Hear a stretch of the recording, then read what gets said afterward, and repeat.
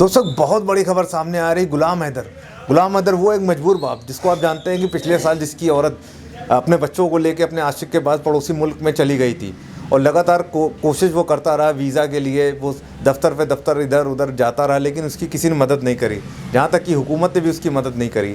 अपने बच्चों की याद में और बीवी की बेवफाई के चलते हुए एक बहुत बड़ी खबर सामने आ रही है कि उसकी कई दिनों से उसकी उसकी तबीयत बहुत ख़राब हो गई है और पता चला है कि कल वो अस्पताल में भर्ती हुआ है और लगातार उसकी हालत में कोई सुधार नहीं हो रहा है। उसकी तबीयत का जायज़ा लेने के लिए हम उस अस्पताल में मौजूद है जहां उसका इलाज चल रहा है। यहाँ उसको डॉक्टर मोहम्मद शाहिद उसको अटेंड कर रहे हैं।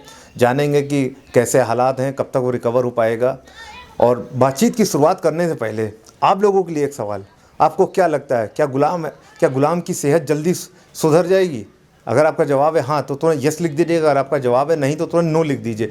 बीसी सेंटर को तुरंत सब्सक्राइब कर दीजिए, वीडियो को लाइक कर दीजिए, वीडियो के आखिरी तक बने रहिए। आइए दोस्तों चलते हैं डॉक्टर मोहम्मद शाहिद के पास। तो हम आ चुके हैं। डॉक्टर साहब अंदर आ सकते हैं? जी बिल्कुल, आइए। अस्सलाम वालेकुम डॉक्टर साहब। बैठिए। डॉक्टर साहब हम थोड़ा सा आए थे गुलाम की सेहत का जायज़ा लेने।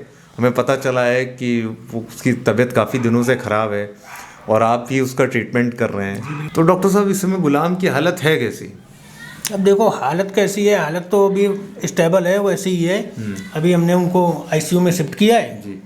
अब आगे इलाज चलेगा। नहीं मतलब खतरे से बाहर है या नहीं है? देखिए खतरे से बाहर तो कोई भी नहीं है। नहीं वो तो सही बात है। खतरे से बाहर की अगर बात करें तो हमें एक बात याद आ रही है। हमारे पास एक केस आया था तो उसमें एक गांव में एक गरीब आदमी था। हाँ ठीक है। माली का काम करता, नर्सरी में काम करता था। ठीक है।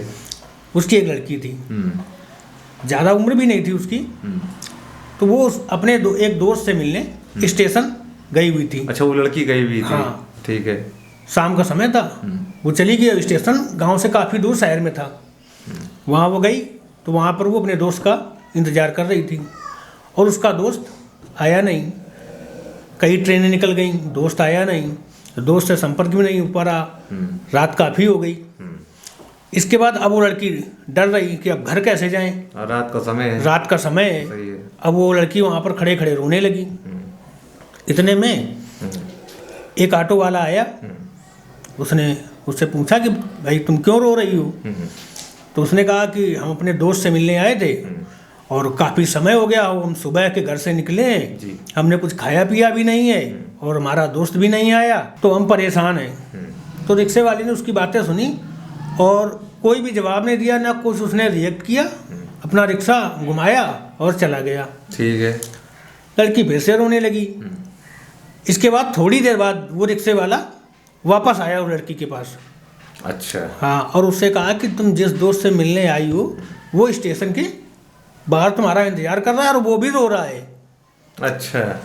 और तुम चलो हमारे साथ, हम तुम्हें उससे मिलवाते हैं। ठीक है। तो ये उसके साथ चल दी। हाँ भरोसा कर लिया। हाँ, अब वो रिक्शे वाला साथ में एक पानी की बोतल भी लाया था। उसने इसको पानी की बोतल दे दी। ठीक है। लड़की ने पानी पिया। पानी पीने के बाद इसे ऐसे लगने लगा जैसे चक्कर आ रहा है।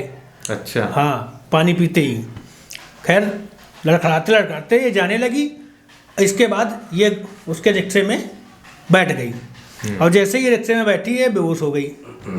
इसके बाद रिक्शे वाले ने रिक्शा अपना चालू किया और चला गया जंगल के अंदर। अरे।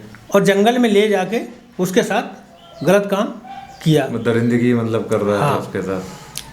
तो बाद उसको ले जा फिर अपने रिक्शे में बिठाया और उसको लेके चला गया, एक लॉज में पहुंच गया।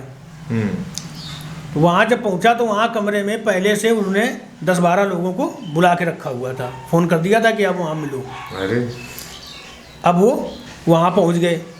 अब वो जो 10-12 लोग वहाँ थे वो और रिक्शे वाला एक एक करके उसके साथ गलत काम करने लगे बेहोशी की हालत में। अरे ये तो बड़ा ही। लड़की को बीच में होश आया तो उसने देखा कि वो बेड पे लेटी है, शरीर पे एक भी कपड़े नहीं हैं और 10-12 लोग खड़े हैं और वो उसके साथ ज़बरदस्ती गलत काम कर रहे हैं। बिल्कुल जानवर वाला हाँ, और जैसे ही लड़की को होश आता उसको फिर से बेहोशी की दवा दे देते, इंजेक्शन लगा देते उसके। अरे तो अब ये तकरीबन रात के 10 बजे से उस रिक्शे के वाले के पास गई थी और पूरी रात वहाँ उसके साथ हैवानियत होती रही। इसके बाद भी उन लोगों का मन नहीं भरा, अगले दिन भी ये कार्यक्रम चलता रहा, ये सिलसिला चलता रहा। ये सिलसिला चलता रहा। अगले दिन रात के 10 बज गए, पूरे 24 घंटे हो गए।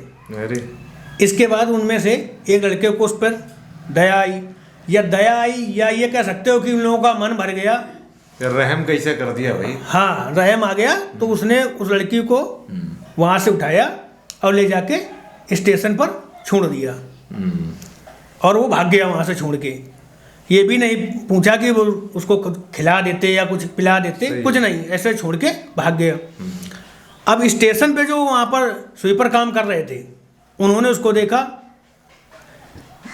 अजीब सी हालत में, बाल बिखरे हुए, हाँ, कपड़े अस्त व्यस्त सब।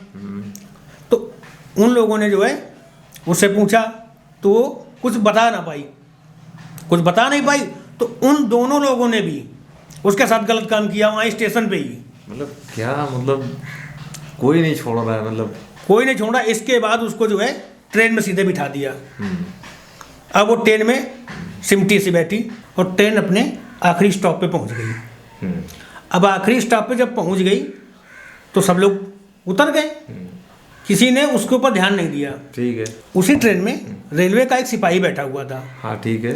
उसने देखा कि सारे लोग उतर गए, ये लड़की नहीं उतर रही है और इसकी हालत भी अस्त व्यस्त है, सदमे में। अब वो उसने उससे पूछने की कोशिश की तो वो कुछ बता ही ना पाए, तो वो सिपाही भी नीचे उतर गया।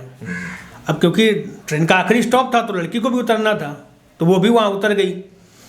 तो सिपाही ने देखा तो उसे लगा कुछ ना कुछ गलत हुआ, तो उसने जो है महिला सिपाही को बुलाया वहाँ पर, उसके साथ भेज दिया। उन्होंने उसको खाना खिलाया, पानी पिलाया, और जब थोड़ा सा कंफर्टेबल हुई तब उसने जो है पूरी कहानी उस महिला सिपाही को, पूरी दास्तान बताई। जब उसने सुना तो वो जो महिला पुलिस थी उसने और महिला सिपाहियों को बुला के उसको लेके हमारे पास आए, यहीं पर एडमिट किया। अब उसके अंदर मर्दों का इतना ज़्यादा खौफ बैठ गया था कि उसके लिए हमें सारा स्टाफ लेडीज रखना पड़ा, पूरा लेडीज स्टाफ। आपसे भी डर रही है? हाँ, यहाँ तक कि डॉक्टर जो उन्हें ट्रीट कर रही थी वो भी लेडीज थी, जेंट्स कोई नहीं था वहाँ पर। तब जाके उसका इलाज हो पाया। खैर, कहानी तो डॉक्टर साहब बढ़िया बताइए, लेकिन अब आप ये बताइए कि अपने गुलाम हैदर कब तक ठीक हो जाएंगे, थोड़ा इसके बारे में। क्या कहा आपने जनाब? गुलाम हैदर भाई जो अपने आए। गुलाम हैदर तो यहाँ कोई नहीं आया, हमारे पास गुलाम जहांगीर जी आए हैं, उनका इलाज यहाँ हो रहा है। नहीं, गुलाम जहांगीर नहीं, अरे गुलाम हैदर वो जिसकी बीवी चली गई हिंदुस्तान में। नहीं, आपको गलतफहमी हो गई है कोई। यहाँ पर गुलाम हैदर नहीं, गुलाम जहांगीर आए हुए हैं। गुलाम हैदर का इलाज नहीं चल रहा है? गुलाम हैदर का यहाँ कोई इलाज नहीं चल रहा। गुलाम जहांगीर है, वो आईसीयू में शिफ्ट किए गए हैं।